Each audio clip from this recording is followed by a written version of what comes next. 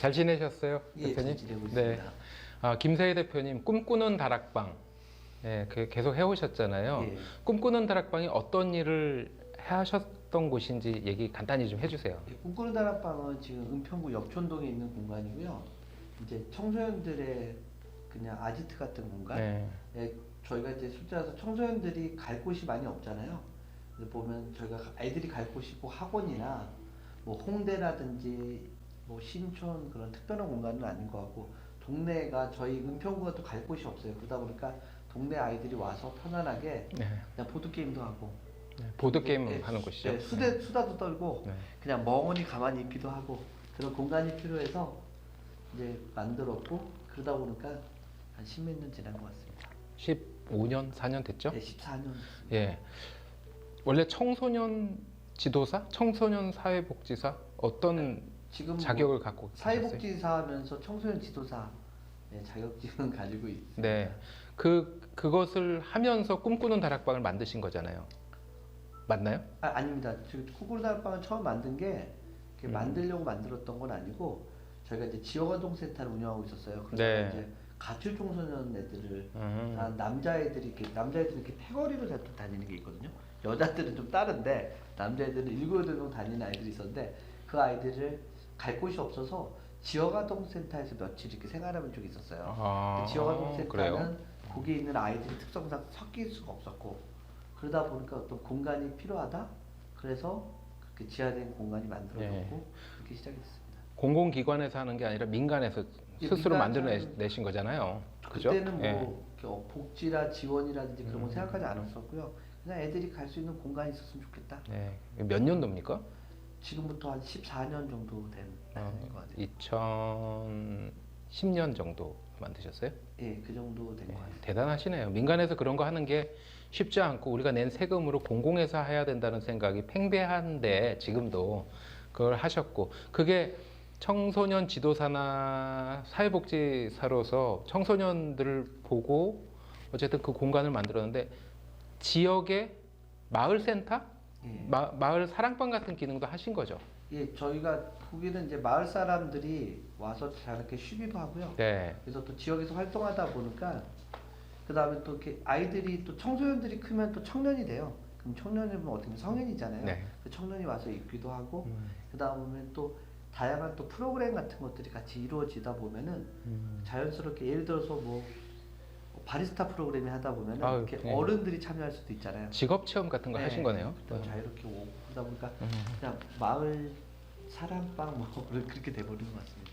네, 그런 한 번에 민간에서 아주 창의적으로 다기능을 해결하는 공간이 되면은 사람들이 사랑하는 공간이 되는 것이고, 그게 해외에서만 20세기에는 해외의 그런 사람만 보다가 21세기 들어서 한국에서도 이런 값진 공간이 많이 나왔는데, 자, 여기까지는 우리가 다 아는 얘기고, 네.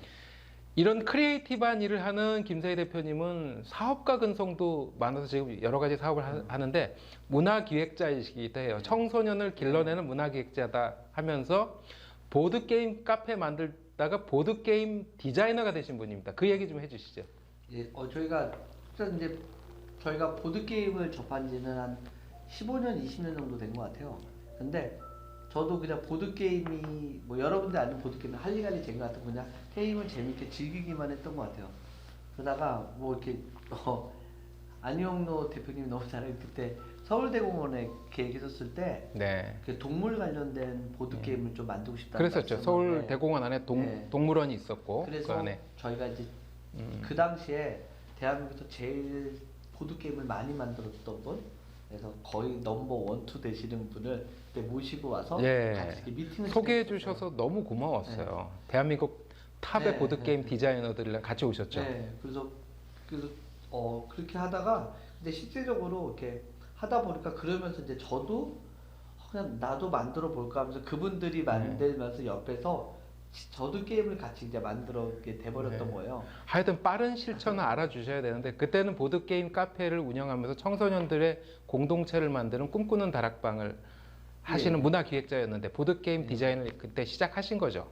예, 그때 이제 계기가 돼서, 누군가 제가 볼 때 이제 느꼈던 게, 게임은 누구나 다 만들 수 있다. 근데 저희가 잘 안 하는 거는 만들라는 얘기는 잘 안 하는 것 같아요. 대한민국에서 창작해보라 만들라는 얘기는 별로 안 하고 네. 만든 거를 저희가 사용법을 익히거나 네, 네. 뭐 그런 경우가 좀 많아서 그때 이제 그 이후로 저도 이제 다른 사람들한테 뭔가를 만들어봐라, 창작해봐라 네. 그런 것들을 얘기. 맞아요. 그 얘기 하셨던 거 기억나요. 예, 다 만든 걸 썼지 아이들을 직접 만들 수 있는데 하면서 네. 이제 청소년들이 창의적인 일을 하도록 교육시키는 것과 보드게임을 직접 개발하는 디자이너의 일을 또 연결을 하셨어요. 예. 만드신 작품 뭐 있었어요? 지금 총 7개 정도 만들었고요. 지금 이제 레인보우 35라고 그 게임은 지금 이제 폴란드서부터 외국에 많이 수출되는 게임이고요. 그다음에 애니멀 옥션이라고 해서 네. 경매. 그때 그 2개의 게임이 그때 같이 했던 포랜드까지라고 해서 그 3개 게임을 그때 한 번에 같이 네. 출시를 했었고요. 그다음에 코리아 통일로드라 그래서 대한민국이 남북으로 갈려져 있잖아요. 또 통일 문제에 관심 많으시죠? 네. 대단. 그래서 그때 게임 그다음에 뭐 이상가족 찾기라는 게 있어요. 근데 이상가족이 지금은 나이 드신 분들은 다 알지만 실상 20대나 초등학생 친구는 이상가족이 뭐야라는 단어가 낯설 수가 있거든요. 네. 근데 그런 게임 같은 걸 통해서 좀 평화에 대한 이미지를 좀 기억할 수 있는 뭐 그러고 그다음에 평화의 우편 배달부 뭐 그러고 그다음에 좀 특이한 게임이 있는데 코로나라는 게임도 코로나 시기에 맞아요. 그래서 협력 게임으로. 예, 악재조차 활용하는 사업가 이런 창의적인 면도 봤습니다. 그 당시에 이제 지자체라든지 정부가 많이 지원하면서 같이 작업을 하신 거죠? 이게 저희가 그때는 저도 만들었지만 청소년들이랑 같이 만드는 작업들을 많이 했었어요. 그래서 직접 같이 만드는 그래서 같이 의미 청소년들이랑. 있는 그래서 보통 그런 걸 만드는 과정을 메이커톤처럼 해가지고 예, 그때 예. 있는 사람도 실제에서 메이커들이 만드는 해커톤 이런 해커톤 방식으로. 같은 개념인데 사람들이 보드 게임을 만들어야지 하면 생각만 있지 막상 못 만들거든요. 근데 딱 24시간 안에 만들어 그러면 다 만들어내더라고요. 딱 제안을 주면 예. 집에 못 가? 못 가다 두고 해커톤 하는 그런 거니까. 방식. 네. 해커톤이 되게 밤새면서. 좋은 방식인 것 같습니다. 네. 하나의 방식. 또 이렇게 속도가 빠르고 작정하면 일을 해내는 김세희 대표님한테 잘 맞는 방식 같아요. 해커톤이. 저는 그냥 너무 부러뜨리잖아요. 저는 이렇게 일하면. 지금 저한테 제일 안 맞는 작업이 농사 같아요. 이제 시골에서 농사를 해보니까 그 농사는 자기가 노력한 대로 거두는데 예. 정말로 예, 성격 나옵니다. 봄, 여름, 가을, 겨울 나가는 쉽지 않은 것 같습니다. 그래서 이제 그 어업에 관심을 가졌군요. 네. 한 번에 다 한 번에 해서 잡아 올리고. 그때 뭐 내가 네. 기르지 않으면 고기도 네. 잡아낼 수 있고. 그래서 귀화 과정 그거 지금 꿈꾸시는 게 그거죠. 예, 지금 이제 기여를 하는 이유가 뭐 여러 가지 있겠지만 제가 도시에서도 한 25년 정도 서울 살아봤던 네. 것 같고 귀화 과정 얘기 좀 해주세요. 뭔지. 귀촌도 귀촌. 이주하는데 네. 바다에서는 한 번도 살아본 적이 없는 거예요. 네. 그래서 제가 보통 한 80 정도 산다 그러면은 인생의 3분의 1 한번 바다에서도 한번 살아보고 싶다. 네. 그래가지고 지금 이제 귀호 쪽 바다 쪽을 네. 이제 알아보고 있고요. 귀농이 농촌으로 돌아가거나 네. 가는 것이면 귀어는 이제 어촌으로. 그래서 물고기 잡는. 네, 물고기 잡는 물고기 잡는 어업으로 거. 가는 거. 지금 지자체에서 지금 아마 지금 바닷가나 지금 뭐 농촌도 마찬가지인데 인구들이 되게 많이 소멸되고 있어요. 그래서 지금 어부들이 많이 부족한 상황. 네. 그래가지고 좀 정부에서 지원되는 것도 있고 그래서 이거 뉴스 같은 걸 보다가 너무 좋은 계기다. 그다음에 개인적으로 바다를 되게 좋아해요. 바다 가면 좀 약간 상쾌함도 있고 또 물고기 잡는 거는 좀 약간 생산성이 있더라고요. 이렇게 가만히 보고 있는 것보다는 뭐라도 이렇게 잡아가지고 오면은 저녁에 먹을 수도 있고 또 바다 또 회 같은 것도 먹고 그래서 차라리 그거를 직업으로 사오면은 좋아하는 건 다 하십니까? 그리고 뉴스 보면 뭐 마음에 드는 거 생기면 그냥 바로 구매하듯이 하시는데 그게 이제 뭐 농업보다는 그게 저한테 맞는 적성에 것 같아요. 맞는 것 같다고 하는데 또 잡은 만큼 또 바다로 돌려보내야 되잖아요. 예, 맞습니다. 예. 그래서 근데 자기가 먹을 만큼만 그러니까. 훌륭한 예, 어부들은 그렇게 되는 것 같아요. 그러니까 교육을 쭉 해오시고 사회 문제에 관심이 있어서 그걸 청소년들과 실천했던 자기를 볼 때는 그런 것도 잘 하실 것 같아요. 돌려보내서 친환경적이고 환경 친화적이고 네. 또 생태계를 보존하고 서식지를 살리면서도 적정 네. 업을 한다든지 이런 것들 뭐 워낙 뭐 안 하시겠어요. 그거 가지고 또 교육도 하시고 뭐 청소년들도 어촌으로 불러서 또 뭐 하시고 이러겠죠. 네. 아니, 저 보면 그런 게 있어요. 이렇게 바닷가는 가끔 가는데 아마 여러분들도 아마 바다 되게 많이 가실 거예요. 아니면 바다를 가면은 와 바다 뭐 좋다라고 하는데 배 한 번 타려고 하면은 쉽지가 않은 것 같아요. 이게 네. 고깃배는 워낙 가격이 비싸고 그러니까 낚시배 같은 거는 그래서 제가 볼 때 아는 지인들 있으면은 그 낚시 그냥 아무 배나 타고 가서 낚시라는 건 불법이더라고요. 근데 아는 지인들 오면은 2, 30분 정도 뭐 이렇게 안녕들 그냥 왔다 네. 그러면은 바다 한번 제가 배 태워줄게요 해서 한 30분 이렇게 삥 돌면은 어. 되게 의미가 있다라고 네. 하는데 내가 아는 누군가에게 해줄 수 있는 혜택이 줄 수 있다 그래서 배 한 척이 갖는 의미가 네. 생각보다 자동차 운전하는 거랑은 좀 다른 느낌을 네. 네. 그래서 되게 남이 없는 주변에 배 있는 사람 별로 없거든요. 그래서 네. 차 있는 사람 많아서 배 위에서도 커뮤니티를 짜시는. 자, 그래서 이제 뭐 이제 보드 게임 얘기하다가 갑자기 귀어로 갔는데요. 이제 귀어 교육 받으시고 배도 사는 게 몇 년 후에 꿈이시잖아요. 지금 올해 4월에 네. 이제 교육 받으면은 예. 도대체 이제 정체성을 알 수가 없는데 사실 일주일에 한 번씩 가서 며칠 지내는 곳은 또 바닷가가 아니라 산속이죠. 예, 예, 그 얘기 좀 해주세요. 지금 사는 곳은 정선에 살고요. 그러니까 30년 전에 이제 부모님이 정선에다가 이렇게 조그만 숙박업을 지어줬어요. 근데 그러다 보니까 되게 그게 어떻게 보면 되게 좋은 것 같고요. 그러면서 이제 시골 생활이라는 걸 처음으로 해봤던 거예요. 그러면서 이제 도시랑 시골이랑 이렇게 오가면서 저는 이제 도시에서 살았고요. 도시에 살면서도 주말이나 그럴 때는 숙박업을 하니까 예. 내려가 있었던 거고 그러다가 이제 몇 년 전에 이제 아버님이 돌아가시고 그러다 보니까 이제 좀 맡아야 될 네. 것 같고 그래서 근데 지금은 이제 반대로 네. 고기가 도시보다는 농촌이 지금 훨씬 더 좀 마음이 좀 편해지는 네. 사람이 이게 나이가 들어서 그런지 자연히 나이 얘기하기 좀 그런데 일 많이 하셔서 그래요. 일 많이 하셔서. 반대로 그래서 지금은 되게 농촌이 편해진 느낌? 네. 그리고 도시에 가지고 있는 장점이랑 농촌에 가지고 있는 장점만 단점은 상관없이 두 가지를 다 행복하게 볼 수 있는 거는 두 군데 다 사는 것 같아요. 네. 그 부모님이 정선 출신은 아니시죠? 아버님이 고향이 정선입니다. 고향이. 예. 네, 네. 그러면 이제 그 서울 은평구에 꿈꾸는 다락방이 있었고 예. 계속 서울 생활을 하셨지만 지금은 부모님 뜻에 따라서 그 정선에서 글램핑장을 예, 운영하죠. 숙박업을 운영. 예, 글램핑장 소개 좀 해주세요. 예, 강원도 정선에 있고요. 아마 이게 홍보해도 되는지 모르겠는데 여기 행복휴양림이라고 아우라지 글램핑이라고 네. 네이버에 치면 나오고요. 지금 거기는 좀 특별한 시설은 뭐 글램핑뿐만 아니라 펜션, 뭐 이렇게 황토방, 이렇게 아궁이에 불 때는 집 있잖아요. 네. 전통으로 하는 집도 있고요. 원룸 같은 다양한 형태도 있고. 그다음에 거기에 좀 특색 있는 거로는 제가 아까 보드 게임 말씀하셨는데 3,000개 정도의 보드 게임이 있어요. 아마 대한민국에서 가장 많은 네. 그렇게 있고요. 그다음에 방탈출 카페가 2개가 있어요. 방탈출 카페 있는 숙박업소 못 보실 거예요. 그리고 기본적으로 천체만 환경, 그래서 천체를 볼 수 있는 굴절이랑 반사만 환경이 있고요. 그다음에 DVD도 한 2,000개. 그래서 거기 DVD 플레이어가 있어서 방에서 볼 수 있는. 네. 그래서 볼 수 있고 그다음에 얼마 전에 제가 그거를 갖다 놨습니다. 포켓볼. 그래서 되게 포켓볼도 되게 놀러 오면은 네. 그다음에 뭐 탁구대에서부터 기본적으로 숙박업소에 있는 뭐 보드 게임, 탁구대, 뭐 자기 트래플링 네. 있고요. 그다음에 수영장도 갖추고 있어서 뭔가 청소년 수련관 보는 네, 느낌인데. 그래서 아마 가장 많은 아마 놀이기구는 다 네. 있을 거고 그래서 제가 놀고 싶은 거를 그 안에다가 다 집어넣었어요. 꾸며놓은 거 네. 제가 하고 싶은 거. 아, 대단합니다. 그 글램핑장이 사이즈가 크더라고요. 지난번에 얘기 들어봤을 때 몇 명이 잘 수 있고 이런 지금은 수용력도 거의 한 200명에서 250명 정도 수용 가능하고요. 네, 방이 몇 개라고 할까요? 한 70개 정도 됩니다. 70개? 예. 그러면 70 가족이 갈 수 있는 거죠. 예, 그렇습니다. 그 중에서 네. 또 대형 가족들도 있고, 그러니까 그 네네. 형태가 강당 같은 것도 있고요. 네, 좀 약간 크네요. 단위가 여러 단위, 야외 워크샵, MT, 뭐 그런 식으로 이렇게 종류별로 가지고. 안 가볼 수 없게 만드는데 그래서 여기서 이제 축제도 가능하고 예. 네, 여러 가지 컨퍼런스도 가능하고 하잖아요. 예. 지금 바로 앞에 하시려는 거 얘기 좀 해주세요.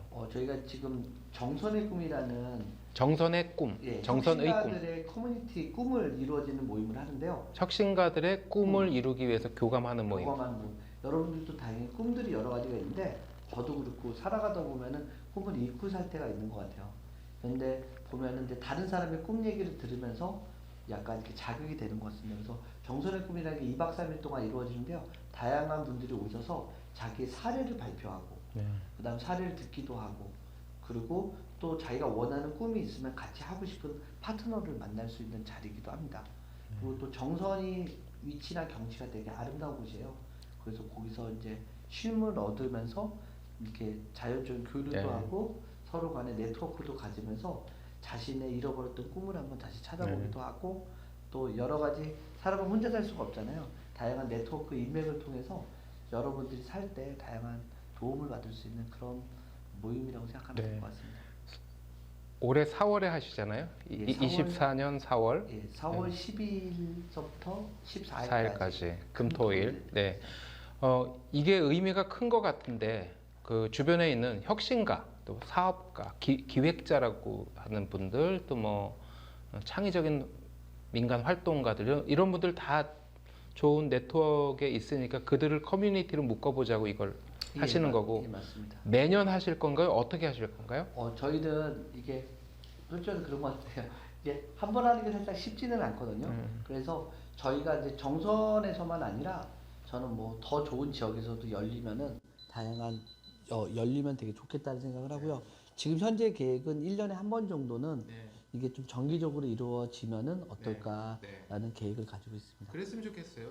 전통을 만들어서 매년 4월이 되면 뭐 정선에 모여서 혁신적인 세상을 만든다든지 예. 자신의 창의적인 꿈을 꾼다든지 이런 거 얘기 나누면 좋죠. 예, 우리 좋을 것 동료들 같습니다. 중에서 이제 울산에서 로컬 다이브라는 거 하고 있습니다. 예, 이철호 예. 대표가 코크린에서 이철호 대표가 그동안 이제 관과 손잡고 이제 전국에서 사회적 기업가라든지 시민 활동가들이 모이는 것들을 하다가 관과 손잡고 하는 지원금이 있잖아요. 예, 그게 멈추기 전에 민간에서 계속 갈 수 있는 것을 만들자 해서 로컬 다이브, 지역으로 다이빙 한다는 뜻인 것 같아요.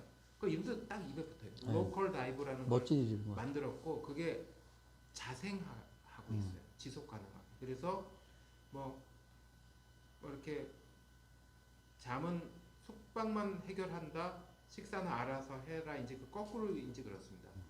식사를 해결해 줄 테니까 숙박과 교통 알아서 하라든지 자발적으로 가요. 그 유대감 때문에. 근데 그게 하나만 있으면 안 되잖아요. 그쪽에서는 그 이런 게 여러 도시에서 생겼으면 좋겠다고 생각합니다. 그걸 하시는 것 같아요. 우리가 있는 주변에서도 도시 간의 콜로키움을 한다라고 해서 여러 도시가 교류하는, 여러 지역에 있는 사람들이 모이는 것도 필요하고, 글로컬리즘이라고 해서 글로벌이랑 로컬 합친 거잖아요. 전국을 네. 글로벌로 보면 전국에서 한 지역으로 다 몰려와서 같이 잔치를 벌이는 개념의 시도들이 많고, 다 동료들이 그걸 하고 있는데 예. 자기 고향 정선에서 글램핑장 경영하라고 줬더니 거기서 또 이제 이런 정선의 꿈이라는 프로그램을 만들어내시는 것에 기대도 큽니다. 그리고 애써 그렇게 힘든 일까지 자처하셔서 개업해서 장사하기도 바쁘신데 그런 걸 하는 건 놀라운 것 같아요. 평수가 어떻게 되나요? 저희가 저도 평수 정확히 모르겠는데 한 5천 평 정도. 5천 평이요? 예. 네. 예.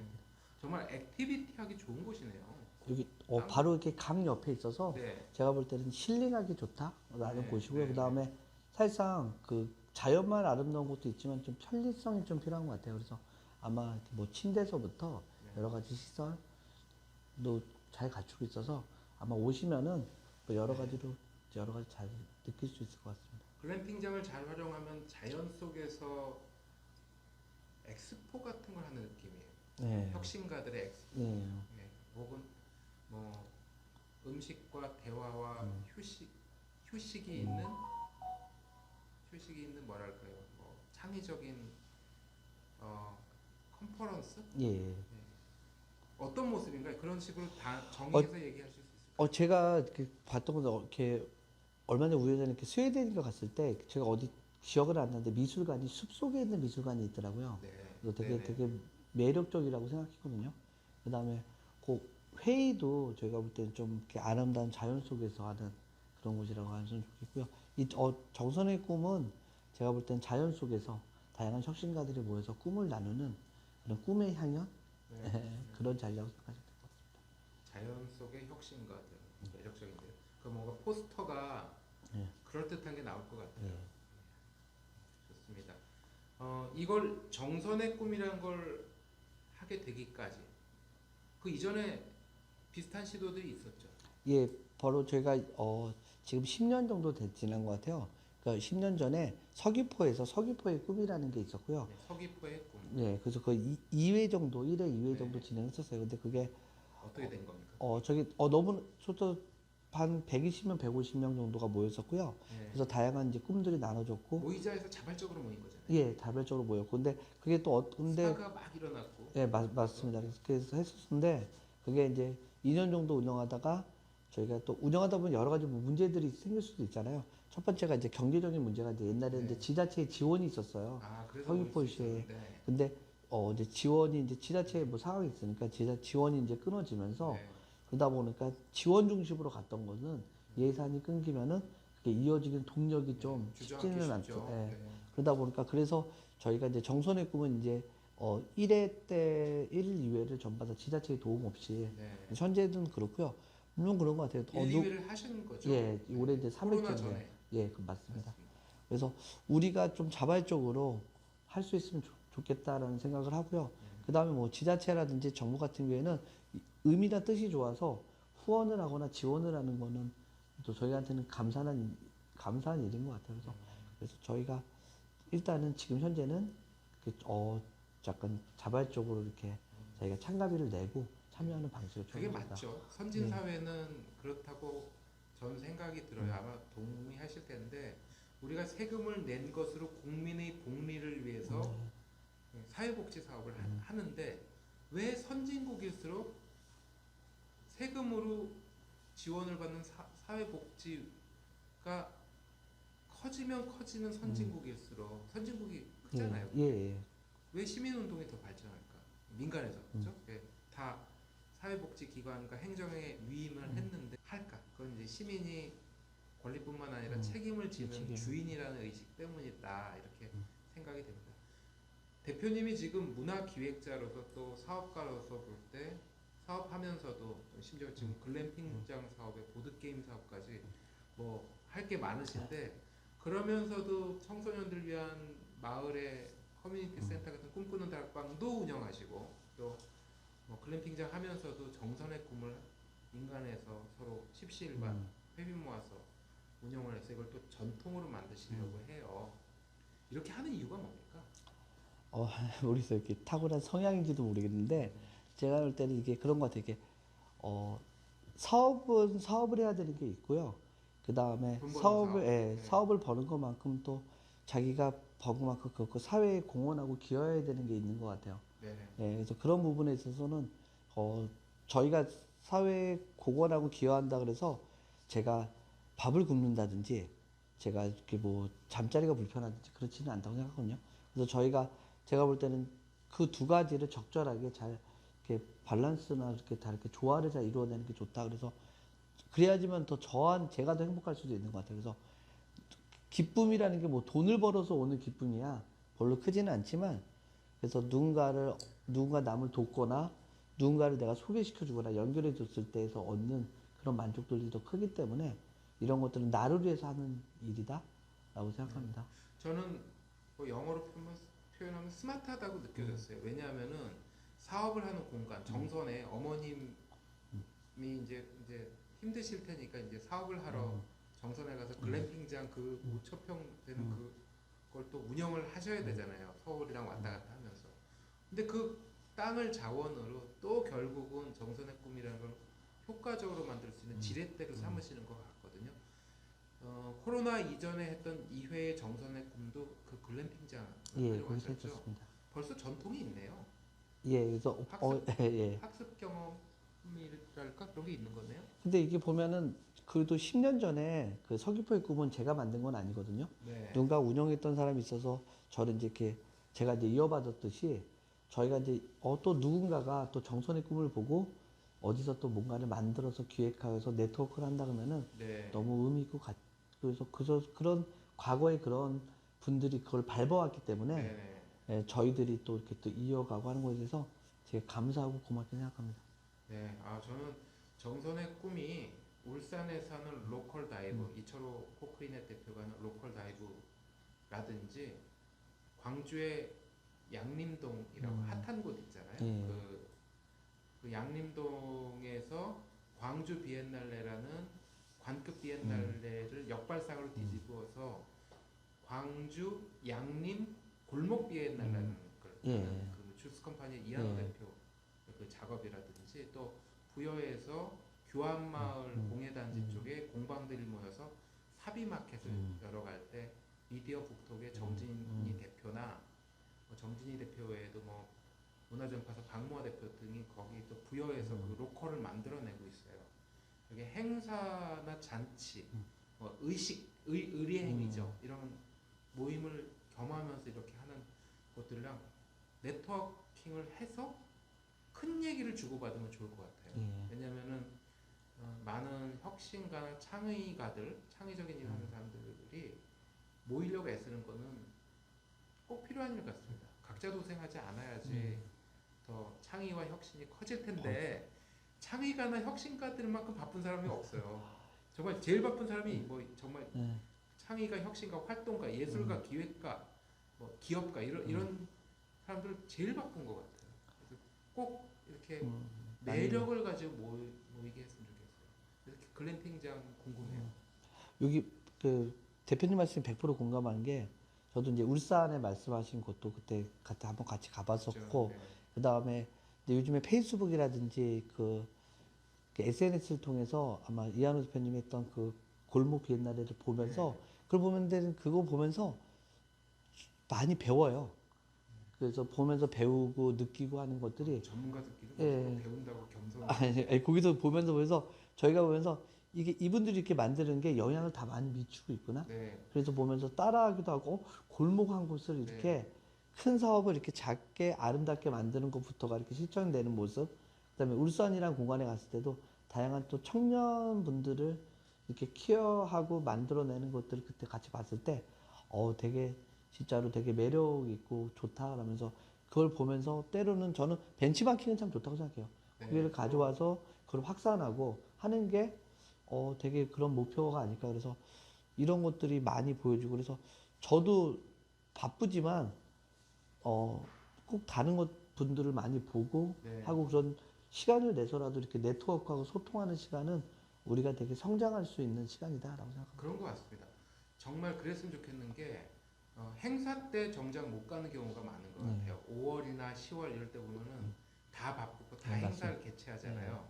그래서 서로 축제 기획자들 사이에서 그런 농담이 있거든요. 축제 기획자들은 서로의 축제를 본 적이 없대요. 너무 동일한 시기에 네. 펼쳐져서 만나서 명예롭게 발표하는 장이 있었으면 좋겠어요. 뭐 이를테면 우리 안녕다방 네. 같은 데가 중립적인 공간이죠. 영세 중립국 스위스 같은 조그만 17평 공간을 오영 안녕다방 대표가 운영하고 있는데 이런데 많은 사람들이 바글바글거리면서 모여서 로컬 다이브의 이철호 대표, 광주 양림 골목 비엔날레 이한호 대표, 또 아까 얘기 못했는데 속초 아트페어의 임성현 대표라든지 뭐 김세희 대표님의 정선의 꿈도 그렇고 부여의 사비마켓의 정진희 박모아님 이런 분들이 이렇게 진중하게 무엇을 해왔고 무엇을 할 것인가를 발표하고 그걸 진짜 집중해서 경청해주고 이거 어디 시켜서 하는 형식적인 행사가 아니잖아요. 그래서 명예롭게 박수를 받고 인정받는 그런 자리들이 필요한 것 같아요. 그건 반드시 민간에서 소박하더라도 민간에서 열리는데 그 자리 그날 그 시간 그 자리만은 굉장하게 따뜻하면서도 나름 무거운 공기가 흐르고 그 발언들 하는 거 하나하나가 명예로워져야 된다는 생각이 들더라고요. 그걸 할 수 있었으면 좋겠어요. 그래서 잘 올해 4월에 만드시고 다른 지금 언급된 분들이랑 하면 7명 되죠? 예. 그들의 발표를 하는 자리라면 많은 사람들이 오고 싶어 할 것 같은데요. 그런 자리가 꼭 있었으면. 근데 그 역할을 할 수 있는 걸 이게 할 수 있는 대한민국에서 안희훈 대표님이 아니, 그렇지 앉으실까. 않아요. 그래서 그렇지 그런 자리를 않고, 한번 네. 이렇게 판을 해야죠. 깐다 그러나요? 네, 그래서 네. 그렇게 하면은 그런 것들이 또 뭐 후배라는 표현도 그렇지만 또 이런 것들, 동료들을, 그런 네네. 것들을 또 만들거나 준비하시는 사람 입장에서는 되게 도움이 되고 네. 되게 성장할 수도 있고 더 나아갈 수도 있는 그런 기회가 그 있는 얘기 거죠. 나온 김에 해보겠습니다. 예. 기분 좋은 QX가 지금 위탁 운영하고 있는 예. 뭐 그 서교동에 서울시 생활문화센터도 있고 그 주스 컴퍼니 이한호 대표네가 운영하고 있는 돈 있는 박물관 마을이라든지 그 사단법인 한국문화계학교가 운영하는 채구동의 생활문화센터 같은 곳이 이런 얘기를 나눌 수 있는 사람들이 와서 자발적으로 좀 열어주길 바래요. 네. 근데 한 번에 막 40명, 50명, 60명, 70명을 몰고 다닐 수 있는 네트워크가 없잖아요. 다 예. 그런 걸 하시는 분들이니까 예. 그런 분들이 진중하게 발표하고 격려받고 뭐 박수 치고 상호 영향을 받은 발표들 다 7개 들어보면 공통점이 나오잖아요. 그래서 서로 예. 영향 미친 게 그게 이 시대의 담론이겠죠. 이 시대에 창의적인 사람들이 모여서 무엇을 할 것인가, 어떤 방식으로 모일 것인가 이런 것들을 7분의 명예로운 발표를 들으면은 와 땀 흘리고 이랬구나 하나. 그 다음에 어디로 나가야지 옳다고 얘기하는 게 서로 저마다 같거나 다르구나. 관심 분야가 테마가 같거나 다르구나. 세 번째, 이런 자리를 소중하구나. 그리고 이 시대 오는 시대에 어찌어찌 우리가 움직여야 되겠다고 느껴지는 거예요. 이런 걸 다 얻어 나가는 거예요. 얘기 나온 김에 정말 해야겠는데요. 예. 그런 모임을. 너무 좋은 자리일 네, 것 같고. 우리가 협업으로 하는 모임이니까 협업가들의 협업을 모으는 거죠. 그래서 뭐 모자이크라는 모임으로 한번 작년 1월 14일에도 했는데 꼭 해봐야 돼요. 예. 기대가 많이 되는 것 같아요. 감사합니다. 자, 오늘 이제 꿈꾸는 다락방의 김세희 대표님입니다. 정작 은평구에 있는 청소년들의 보드게임 카페 꿈꾸는 다락방은 어느 정도 휴지기를 두시고 보드게임 디자이너로서 글로벌로 누비시죠. 뭐 예. 해외 마켓 올해도 나가시나요? 예, 올해 10월에 준비하고 있습니다. 네, 10월에 어디로 가시는 건가요?